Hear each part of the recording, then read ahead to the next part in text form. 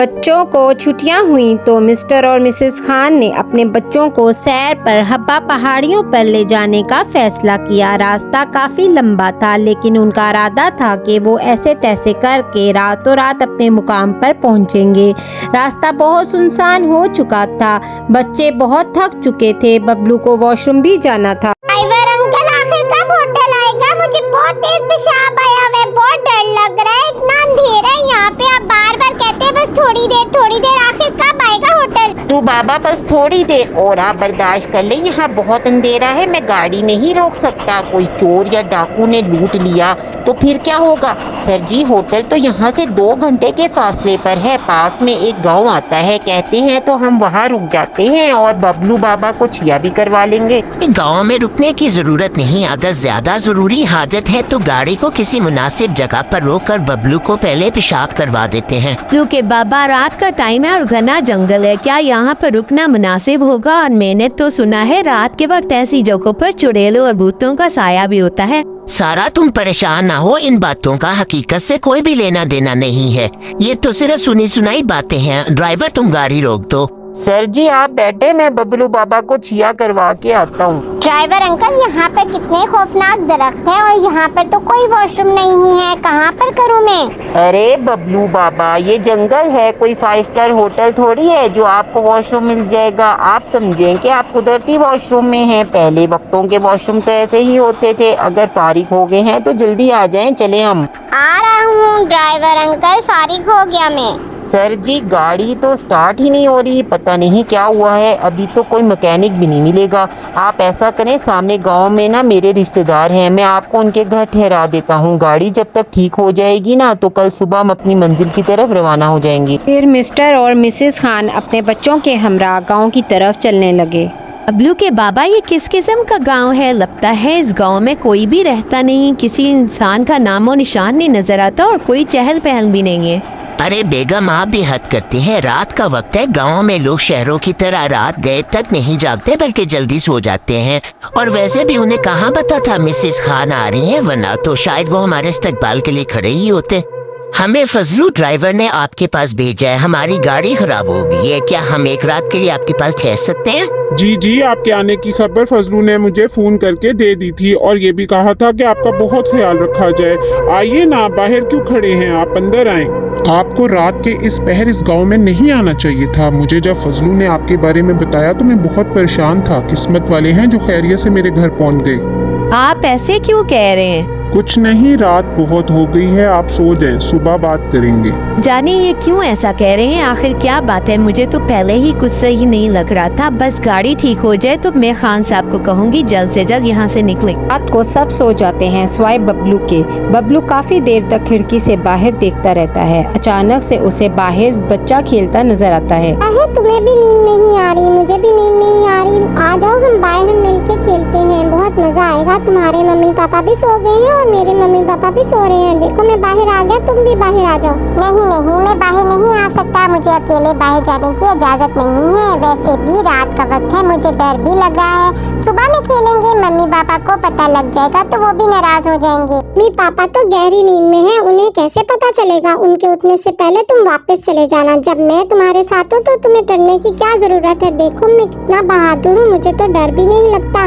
डर तो मुझे भी नहीं लगता, मैं तो बहुत बहादुर हूँ। वो तो अम्मी अब्बू की वजह से कह रहा था। अच्छा रुको मैं आता हूँ। अच्छा बबलू बताओ हम क्या खेलें? तुम्हें मेरा नाम कैसे पता लगा? मैंने तो तुम्हें अपना नाम ही नहीं बताया। तुम भी कैसी बातें सोच के अपना और मेरा टाइम जाया कर रहे हो। भला मुझे कैसे पता लगेगा तुम्हारा नाम? तुम्हारी अम्मी जब सोने के लिए तुम्हें बुला रही थी ना, बबलू आ जाओ सो जाओ, मैं यही खेल रहा था, उसी वक्त सुना था मैंने तुम्हारा नाम।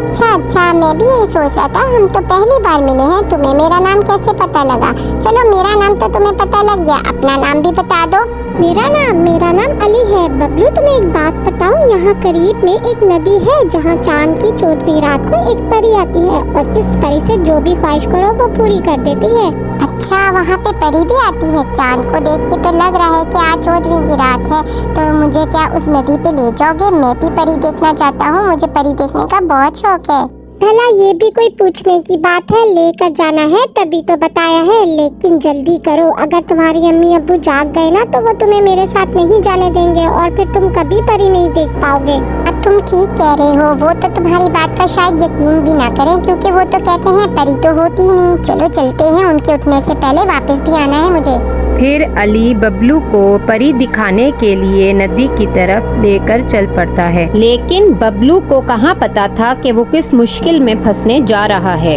अरे वाह, कितनी खूबसूरत नदी है, मैंने कभी ऐसा मंजर नहीं देखा। मैं अम्मी अब्बू को जाकर इस नदी के बारे में जरूर बताऊंगा और वो इसे देखकर खुश भी होंगे, लेकिन परी कब आएगी वो नजर नहीं आ रही। तुम उसे देख नहीं सकते, लेकिन वो तो तुम्हें देख रही है और मुझे भी नजर आ रही है। चलो मैं उसे कहता हूँ कि तुम्हें भी नजर आए। परी आ जाओ, बबलू तुमसे मिलना चाहता है। छोड़ो मुझे, छोड़ो। Welcome welcome welcome to my land. काफी बेताब थे बच्चे तुम मुझसे मिलने के लिए, लो मैं आ गई। झूठ बोल रही हो तुम, मैं तुमसे मिलने नहीं आया था, मुझे तो अली यहाँ पर परी से मिलाने लाया था। कहाँ है अली, वो कहाँ गया? तमीज छोटे बच्चे, बहुत जुबान है तुम्हारी। अली से मिलना है, तुम्हारे पास ही तो है, उसी ने तो तुम्हें पकड़ा हुआ है। असल में अली नहीं, ये मेरा दोस्त जकूटा है जो अली बनकर तुम्हें लेने आया था। तो मुझे छोड़ दो, आखिर क्यों मुझे यहाँ पे लाए हो? मेरे अम्मी अब्बू सुबह मुझे जब नहीं देखेंगे तो परेशान हो जाएंगे, छोड़ दो मुझे।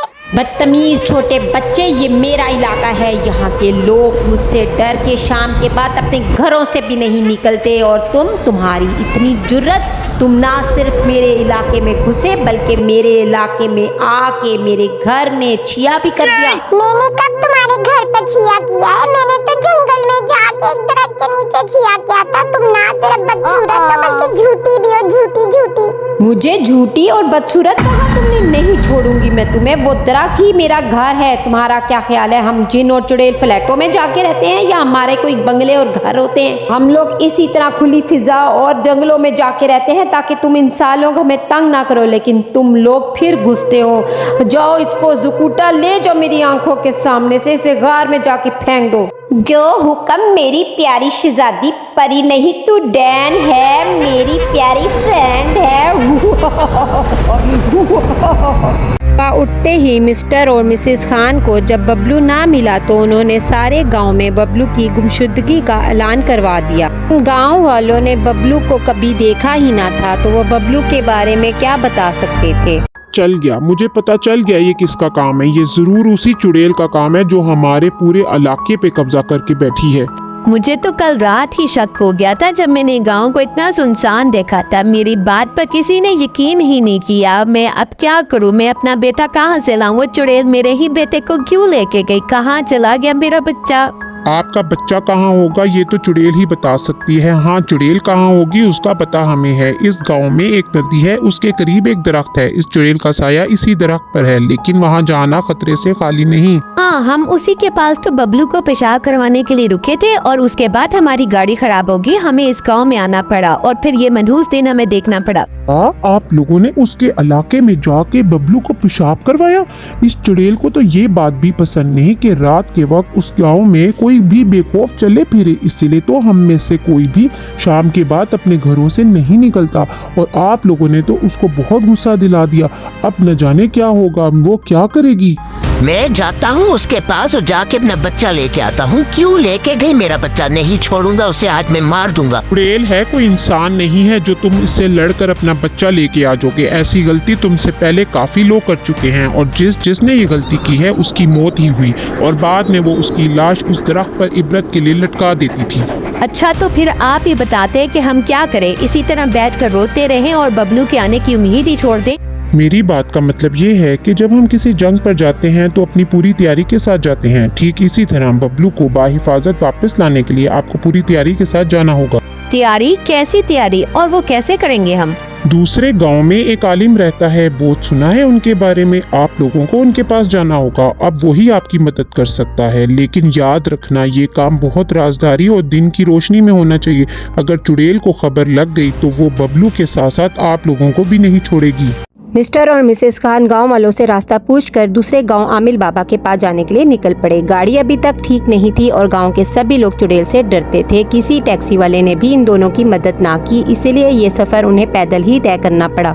आखिरकार शाम तक वो आमिल बाबा के घर पहुंच गए। उन्होंने आमिल बाबा को बताया कि कैसे उनकी गाड़ी खराब हुई और वो गांव पहुंचे और बबलू कैसे गायब हुआ। लोगों की गाड़ी खराब नहीं हुई बल्कि चुड़ैल ने अपनी शैतानी ताकत के जरिए उसे खराब किया। वो तब तक ठीक नहीं होगी जबकि उसके शैतानी असरात खत्म ना हो जाए। याद रखना वो चुड़ैल बहुत ताकतवर है। उसके कब्जे से बबलू को निकालना बहुत मुश्किल है लेकिन नामुमकिन नहीं। तुम दोनों के पास अपने बच्चे को वापस लाने की हिम्मत और जज्बा है। माँ बाप अपनी जान की बाजी हार जाते हैं लेकिन कोशिश यही करते हैं कि उनके बच्चे को कोई भी आंच ना आए और बस उसी हिम्मत को इस्तेमाल करते हुए हम उस चुड़ैल का खात्मा करेंगे। हम कैसे करेंगे एक चुड़ैल का मुकाबला? वो इतनी ताकतवर है और हम तो सिर्फ आम से इंसान, हम उसका मुकाबला कैसे कर सकते हैं? याद रखो इंसान कभी आम नहीं होता और कमजोर नहीं होता। इसे तो खुदा ने तमाम मखलूकात में सबसे अफजल बनाया है। इंसान को अगर अपनी ताकत का अंदाजा हो जाए तो वो कभी भी अपने आप को कमजोर न समझे। इस काम में मैं तुम्हारी मदद करूंगा बेटी। हम उस चुड़ैल को कैसे मार सकते हैं?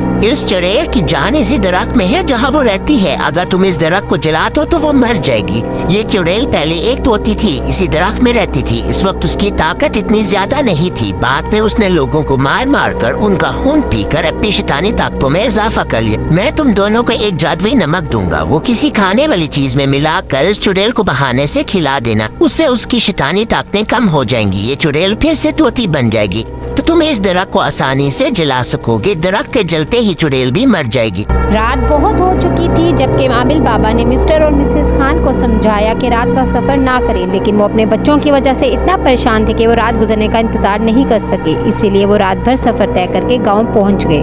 कहाँ जा रहे हो? बहुत बेखौफ हो। तुम लोगों को डर नहीं लगता क्या? अपने बबलू को तो मुझे दे ही चुके हो, क्या अपना आप भी मेरे सुपुर्द करने आए हो? कितना मजा आएगा तुम दोनों का खून पीकर। I love human blood। शक्ल से तो तुम अक्लमंद लगती हो लेकिन काम कैसे बेवकूफों वाले करती हो? आप बक रही हो? क्या मतलब है तुम्हारा? अक्लमंद हूँ तो इस पूरे गांव पर कब्जा करके बैठी हूँ।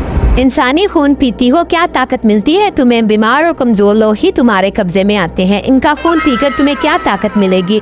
मुझे ही देख लो, शुगर, ब्लड प्रेशर, कैल्शियम की कमी, खून की कमी, जोड़ों में दर्द, क्या क्या बीमारियां हैं मुझे। मेरा खून पीकर तुम्हें सिर्फ बीमारियां ही मिलेंगी। तुम क्या चाहती हो? तुम्हारा क्या मतलब है? मैं इंसान को ना खाऊं पीऊं तो और क्या खाऊं? इंसानों के अलावा और बहुत सी नेमतें ऐसी हैं दुनिया में जो तुम खा सकती हो। एक मौका तो दो हमें, हम तुम्हारी दावत करते हैं। अगर वो खाना तुम्हें पसंद आ गया तो फिर तुम हमें क्या किसी भी इंसान को कभी नहीं खाओगी, और अगर तुम्हें ना खाना पसंद आया तो हम तुम्हें अपना आप खाने देंगे और जरा बराबर भी मजम्मत नहीं करेंगे। मंजूर है मुझे तुम्हारी डील। चलो हम भी तो देखें इंसान हमारी दावत कैसे करते हैं। नो मियाँ बीवी ने बहुत मेहनत से बिरयानी और कोरमा बनाया, उसमें जादुई नमक भी डाल दिया। फिर चुड़ैल के लिए दस्तरखान बहुत एहतमाम से सजाया। जैसे ही चुड़ैल ने बिरयानी का लुकमा जुबान पर रखा, चुड़ैल एक तोती बन गई। मिस्टर और मिसेस खान ने एक पिंजरे में उसे बंद कर दिया और दरख्त को जला दिया। जैसे ही दरख्त और तोती को जलाया गया, तमाम शैतानी ताकतें और जादुई असरात खत्म हो गए और बबलू नमूदार हो गया। मुझे माफ कर दे मम्मी पापा, मैं आप लोगों को छोड़कर कभी कहीं नहीं जाऊंगा। अच्छा बेटा, अगर आपको अपनी गलती का एहसास है और आपने इस गलती से कुछ सीखा है तो इससे बड़ी और क्या बात। बेटा आप जानते हो कि मैंने भी इस गलती से कुछ सीखा है कि कभी दरख्तों के नीचे पेशाब नहीं करना चाहिए और अपनी बेगम की हमेशा बात माननी चाहिए। कैसी बातें कर रहे हैं? सुबह गांव वालों को जब चुड़ैल की मौत का पता लगा तो सब खुश हो गए। उन्होंने मिस्टर और मिसेस खान की हिम्मत की दाद दी, उन्हें ढेरों दुआओं से अगले सफर के लिए रुखसत किया। अब गांव वाले आज़ाद हो चुके थे, वो दिन रात गांव में बेखौफ फिर सकते थे। अगर आपको मेरी स्टोरी पसंद आई तो Like, comment, and subscribe.